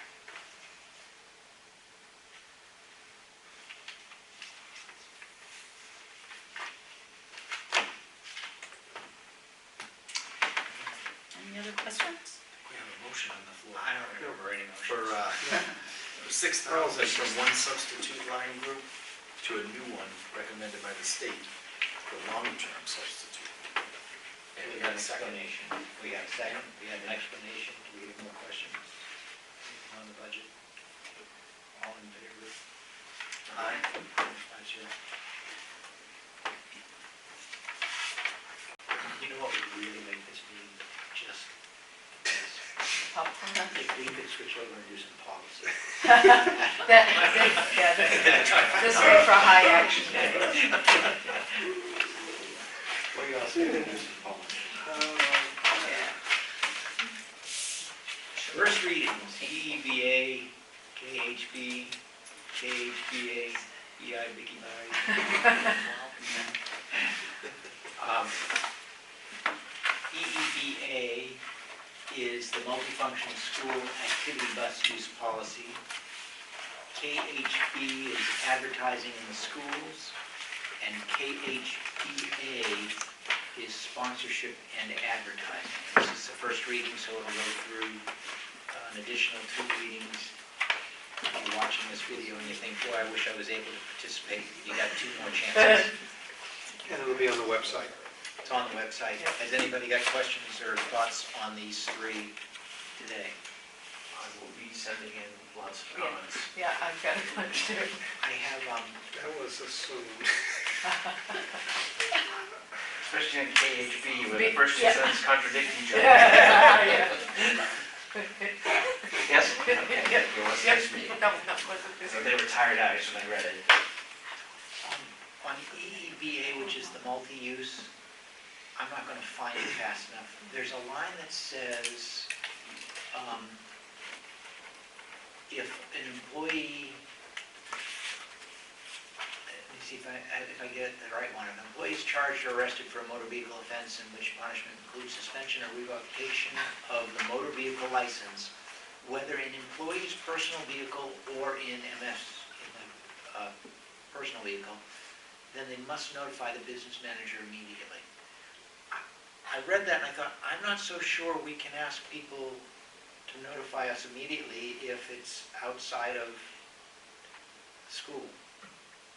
So I just read that one and I thought, I'm not sure. It reads a little bit like if an employee has their license suspended, they have to notify the business manager. And I don't know if you get your license suspended over a lousy choice on the weekend, if they should be obligated to tell. I understand, and I had that same question, and I thought, well, you know, if that happens, you don't want them coming in on Monday and taking their van out.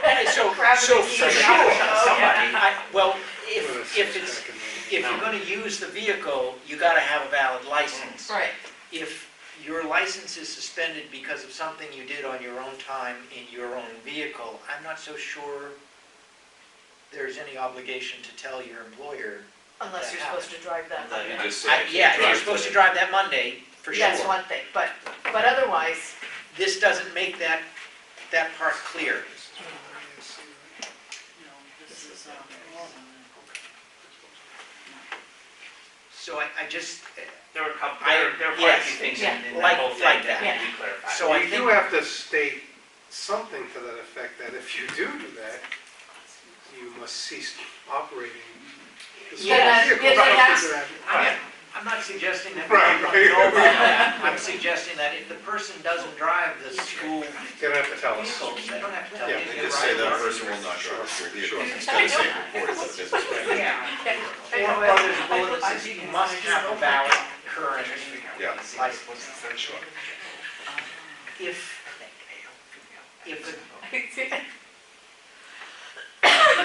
school goes out of state with a tour, sorry, we're good?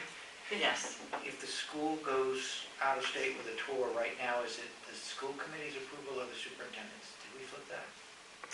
If they, An out-of-state trip, you over have and to out of approve, state. you have to approve that. This says an out-of-state trip with this vehicle, you have to approve it. So it's just inconsistent. Sure. We approve the trip, they're approving the vehicle. Right. Yeah, That's what it is, we're approving the trip, the other vehicle. got it. Okay. And there are a bunch of things in here like. Okay, and I brought those up because I was concerned they were, maybe I was misreading. I agree you can read over and get a couple. So you'll all just send us your. I can't wait to Red get line. Everybody's gonna have their own color next. Di comes in and says, okay, here you go, Ted, let me take you through the policies. Yeah, we go over them and we're like, this went through how many lawyers? That's the problem. Exactly, because they don't, some of them don't read as policies, they read as statements. Yeah. And they're just so gray that it's not a policy, it's, And I think it's on purpose, of course obviously. it is. Second reading, JJF and IMG. JJF is Student Activity Agency Accounts, and IMG is Animals in Schools. So this is second reading, so there's some changes that have gotten put The in. animals in schools. And there'll be, the next time we talk about it, we'll be voting. So if there are pieces that you don't think are going right, get closer.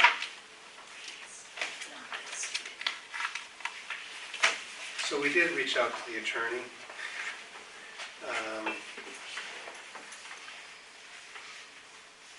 And so there, you wanna? So there were two things. One is a federal statute and then there's the state. So we want to be as vague as On which possible. one? On the animals. Okay. So, So the state law, according to the state law, the service animal can be a dog or a miniature horse. But we did not, or the attorneys thought it would be best to not actually, zone in on that and just leave it as service animals. Okay. The way we wanted to get the therapy dog in was under the superintendent's approval, with an exception language, because we didn't want to really put in that therapy dogs, because then students or parents could say, well, we want to send our student with a therapy dog. So that has to go under a special exception language that the superintendent would approve.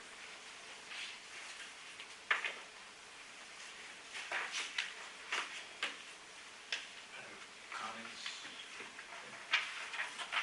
If there are any changes, get them in early on these. Next one will be a vote. Like we're going to do with third reading and adoption of BEDH.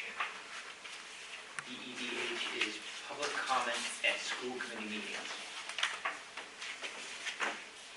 So this one is up for a motion.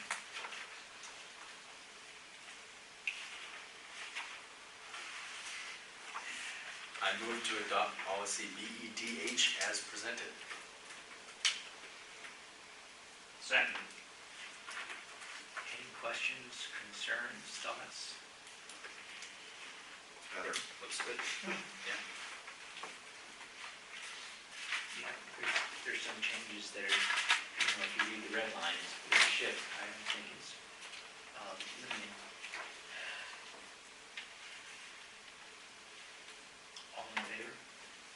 Aye. Carries 5-0. Superintendent's goals.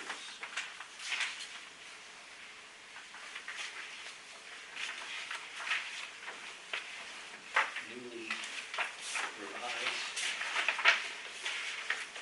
We'll go over like our policies.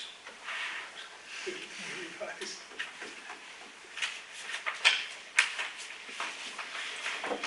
Do a motion.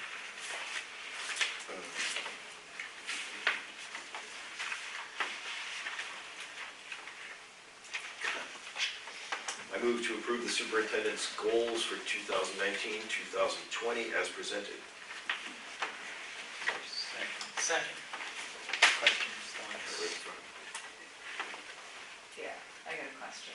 So just in looking, I know you said a successfully negotiated contract. There, I don't know, to me, that's awfully generic, I get nitpicky about this stuff. So, I would have rather see, what are your goals? What are you looking to do? I see planned activities, I see a benchmark, but what makes it successful? Just the fact that we've signed the contract, make it good? So, maybe this isn't an appropriate goal for me, because as you think about it, That's what, this contract is between the school committee and the STA. So I just put it in there as a throw-in, figuring that that's part of what I have to do. It is relevant in that right now you have Blackstone Millville teachers are working without a contract. You have lots of area towns, there's a big push by the union, but in the end, it is the school committee's contract, not mine, with the teachers union. That said, with all of the contract negotiations, it's been the case that you have done a lot of the preliminary discussions. It's made life easier for the school committee. I interpret it as a signed contract. I didn't interpret it as more than that. well, that's all I got, so it's a signed contract. So you didn't get a signed contract, well, you could get a signed contract for anything. You know where I'm going with this. To me, I'm with Kristen, I mean, that's our goal. That's Yeah. not Ted's, I don't. Ted's not doing the negotiation, but he could help to facilitate. He does. yeah, Yeah, so it could be I worded a think little bit different. Could just be supporting. Right. This is the successful negotiation of contract. Essentially, that's how I read it anyways, is Yeah. supporting. Would anybody add a goal? I think the first two goals are challenging enough. So it's really just a question of, is the third one even there? Is there any reason to have 3 goals? No. Does anybody feel particularly strongly that it's there, or think that if it's not there, that it's not going to do? I only put it back on because we had this conversation last time, and I didn't want to take it off, and then someone say, well, what happened to the other goal? Well, to be sure, you weren't going to, win that. I don't feel strongly whether it's on or off, frankly. So we can make an amendment to remove the third goal. Does anybody feel strongly enough that that isn't friendly? what is it for me? To remove it as a goal? But Otherwise, it's, somebody's got to make a motion to amend, then we vote on the motion to amend, and then we revote. And I'm just saying, can we just strike it and go with that? Or is I'm good with the striking it. We can just start it going, find Sure. And you're all right with that, Mr. Friend, having 2? We're gonna still hold you responsible. Yeah, you still got to do the work. Okay. Yeah, that's good. That's one less thing you have to do. I wish. Oh, he's still gonna do it. But if you look at, and Ted, if you really look at goals 1 and 2, they really drive 3, so There you go. you can't get away. The goals that we keep talking about and reading are available in the package, so if somebody wants to look at the goals, they pull down this meeting's package and find that. And what we're voting to approve is as amended with the first 2 goals listed. Other questions? All in favor? Aye. Carries 5-0. Curious how these Southern Western Collaborative Education Collaborative, how their first quarter went. It's just information only. By law, you have to provide that. I'm not sure I told you, the collaborative, we were down to $40,000. We just put $570,000 into OPEB because they straighten out, and you can't keep more than 25% of your in a revolving account, so they had to spend down. So it's financial great shape. Now they're all looking for new collaborative director. The one problem with the collaborative is they've had such inconsistent leadership over the last 10 years, and they need to get a new director, and that's going to stay for 10 years. I don't think I'd go so far as to say it's in great financial shape if they operated in the first quarter at a loss. Oh, no. So let me explain that. So they don't start getting their payments until after September 1st. So they operate the summer, and then they recoup all that money, and they'll be ahead before so that's an annual problem of just getting the districts to pay their fee over the summer. Okay, so in the second quarter, when this comes back to a positive number, then I'll say financially, okay. Well, Right now, I would disagree with that statement. Well, this particular year, they are a little behind in enrollment, but that's not unusual in the collaborative. School year starts, as we're going to talk about in executive session, kids bubble up, districts have trouble, but it's anticipated that they will end the year in the black. And what do we pay into this? We have 1.5 students, I think, that go According there. to this, it doesn't Oh, say. we pay an annual fee to be a member district. And what is that? I was trying to find it in my notes from the past, but I couldn't. I don't know offhand what that fee is. But then you pay for what, for students you send as well. So if you're a non-member district, you pay $8,000 to $10,000 more to use the collaborative. If you're a member district, you pay the member district rate. We have an annual fee, I don't say, but it's something around $4,500 that we pay annually to be part of this collaborative. And you have to be, no, you don't have to be part of a collaborative, but it's definitely worth being part of a collaborative. The difference in tuition makes it. The reserve, though, they have in reserve like 23% of their overall budget. That's what I'd like to Yeah, see them see. put in. Yeah. They've really, well, we've seen them screw up the budget in the past. They're in very good shape now.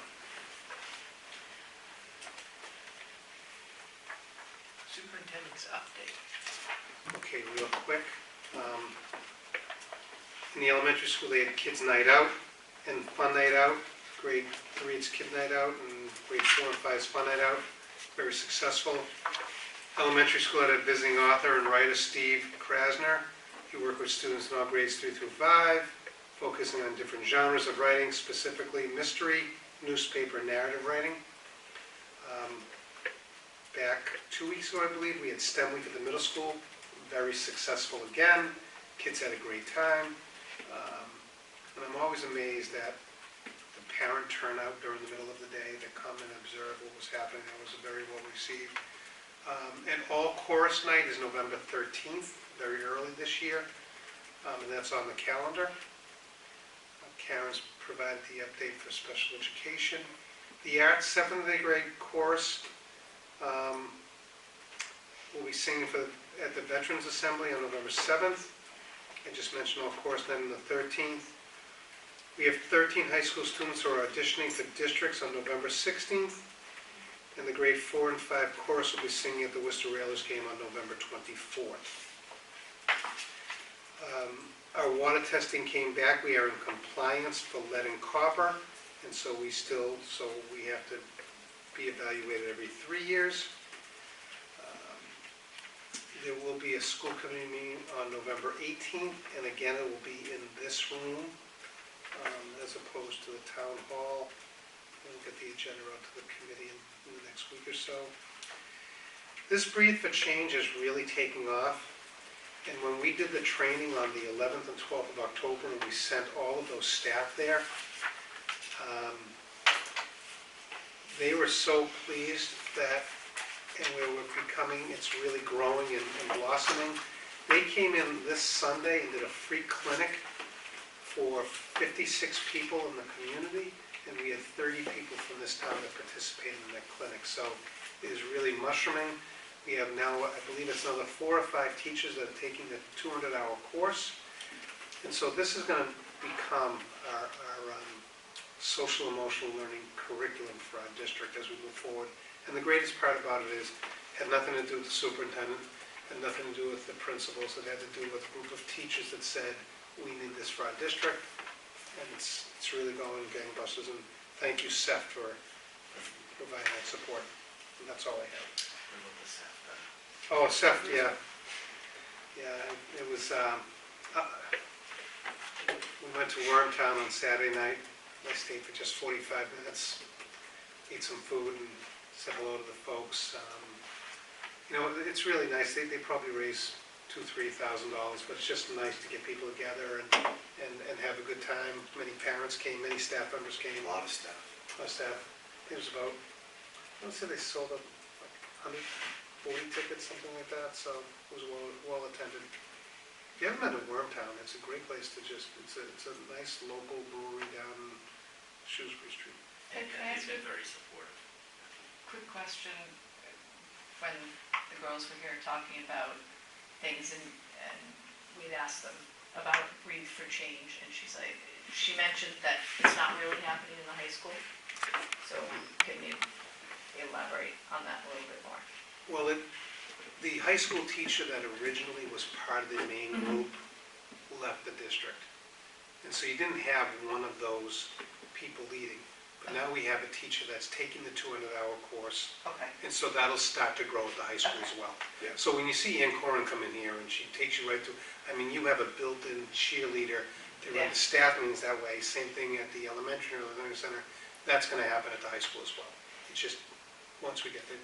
And the people just got trained for the 20 hours. And so once we have the other people, they'll be participating as well.